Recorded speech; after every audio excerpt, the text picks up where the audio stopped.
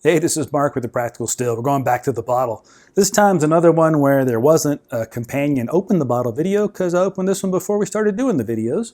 This is the 1792 Full Proof, a whiskey that's gotten quite a bit of attention. Frankly, I didn't like it. It wasn't awful, but this was one of the top 3 hottest whiskeys I ever tasted. The proof is certainly stout. It's 125 proof. But it drank like it was 347 million proof out of the bottle. It's the only whiskey I ever sipped that I felt like anesthetized the back of my throat, where I couldn't feel anything anymore. And that's just not a good feeling. So I played with it because I thought, amidst all the heat, I felt like I could taste some good flavors. So I played with it, proofed it down, eventually got down to around 90 proof.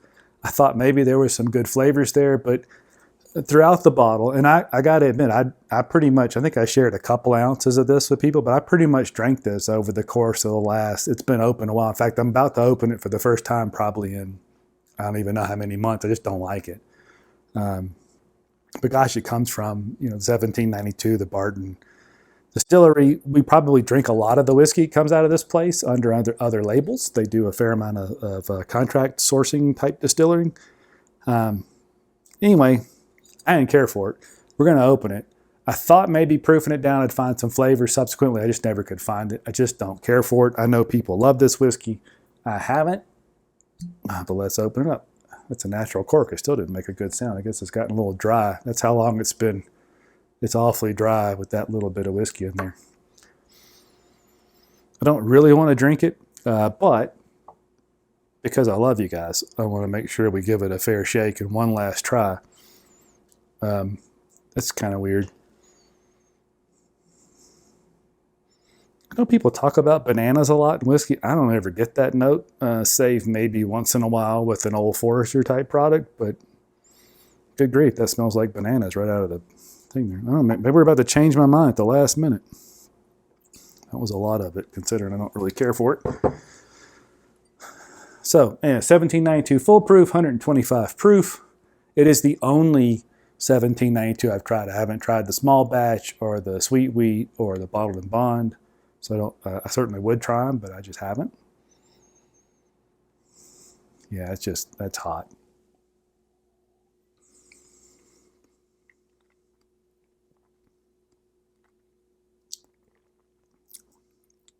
Good grief. Yeah.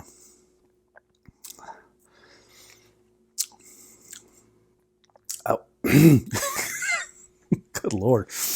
That's awfully hot.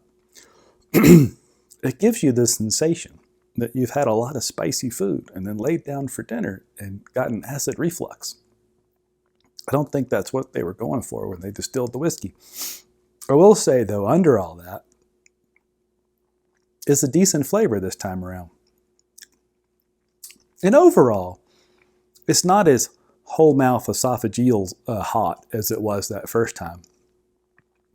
But it just runs right to this level where it's just hard to get past that. And I just think that's terrible. The last thing I've tasted like that was a Rebel Yell 10-year-old single barrel wheated whiskey. I mean, who would have think a wheated whiskey could be so hot? It was stupid hot to be 100 proof.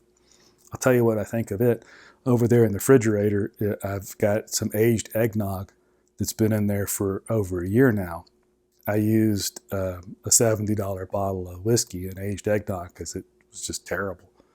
I kind of feel the same about this, although there's a little more redeeming quality under this one. So I know that won't be a popular opinion. This is a popular one. In fact, I paid regular retail for it about $50. I know they go for closer to 100 trading around in the secondary. So I know some people like it. I'm just not one of them. In fact, that's probably why I haven't tried any of the other whiskeys in the line. And again, I know we drink these whiskeys under different labels and probably don't know it. I would imagine I don't like those either, but who knows? Anyway, let me know what you think. Check out the, go to the comments, give us a comment and tell us what you think if you've had this whiskey, if I'm way off base according to what you've tasted. Give us a thumbs up, thumbs down, subscribe to the channel if you like it. Check out the podcast too. We do that on all the major platforms. Try and get a couple out a month. Dan and I talk about different topics around whiskey, things that interest us and things we think will help you make better whiskey decisions. But let me know. Let's take one more sip before you guys go.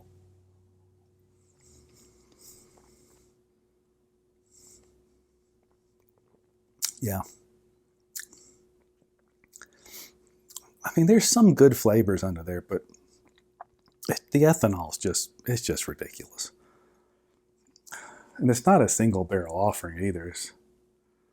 Yeah, I don't get it. All right, so even at the $50, I wouldn't buy that. There's just way other high proof stuff, way too many other high proof things you can buy for that. Not my thing. Not going to pour this back in the bottle in case I share it, but I'm definitely not going to drink the rest of it. So cheers.